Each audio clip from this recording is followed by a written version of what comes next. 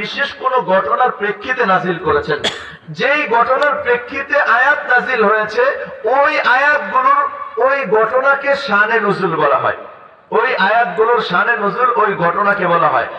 এই শানে নুজুল যে আয়াতগুলো আমি তিলাওয়াত করেছি এটা কোন একটা ঘটনার প্রেক্ষিতে আল্লাহ রাব্বুল আলামিন নাজিল করেছেন। এটা হচ্ছে ওই আয়াতগুলোর শানে নুজুল। এই শানে নুজুলটা আমরা একটু শুনে আসি। মুসনাদে আহমদ নামক একটি হাদিসের কিতাব আছে। এই হাদিসের মধ্যে হযরতে ওমর ফারুক রাদিয়াল্লাহু তাআলা আনহু থেকে বর্ণিত একটি হাদিস একত্রিত করা হয়েছে, সংযুক্ত করা হয়েছে।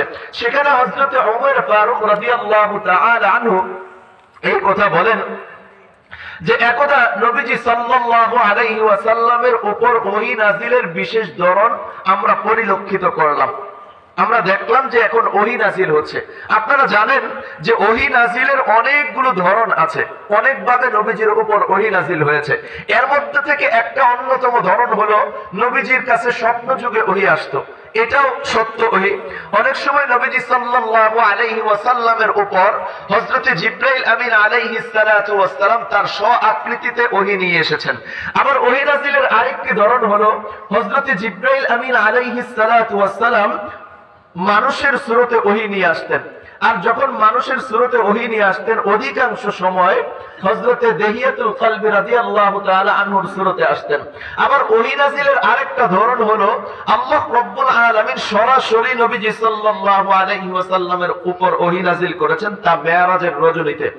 আবার আরেকটা ধরন হলো যখন ওহী নাজিল হইতো তো ঘন্টা ধ্বনির ন্যায় আওয়াজ হইতো।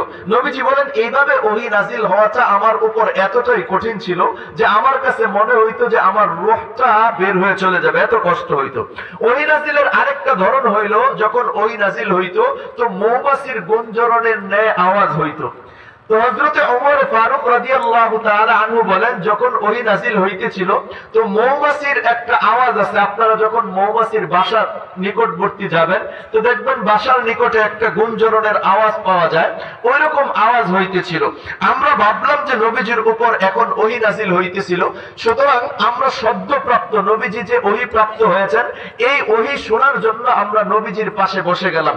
নবীজির উপর এই ওহী নাজিলের বিশেষ ধরন যেটা মৌমাছির গুঞ্জরণের ন্যায় আওয়াজ হইতেছিল এটা যখন সমাপ্ত হইল তথা ওহী নাজিল শেষ হইল, এবার নবীজি সাল্লাল্লাহু আলাইহি ওয়াসাল্লাম কিবলামুখী হয়ে বসে গেলেন।